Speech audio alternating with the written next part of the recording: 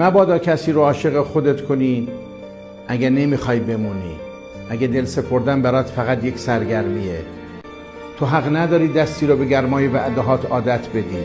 بعضی آدم ها با یک دوست دارم تو فکر میکنن دیگه قراره در ایستگاه تو بمونن، نه آواره بعدی ها بشن.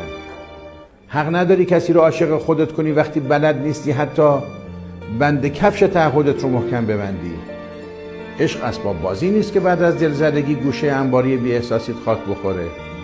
بعضی آدم ها عشق رو مثل شمعی روشن میکنن تا تو از تاریکی بیرون بیای، اما تو با بیرحمی تمام خاموشش میکنی و بعد میگی من هرگز چیزی نگفتم.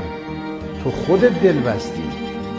نه عزیز من، تو گفتی، با نگاهت گفتی، با بودنت گفتی، با اون شب بخیرهایی که براش شدن صبح امید گفتی. حق نداری کسی رو عاشق خودت کنی وقتی قرار نیست براش یه خونه امن باشی. حق نداری بگی هوا تو دارم وقتی اولین باد بی‌حوصلگی تو رو از کنار دلش میبره. عشق خونه است، نه چادر و مسافرتی. اگه قرار بعد 1-2 شب جمعش کنی، از اول زمین دل کسی رو اشغال نکن.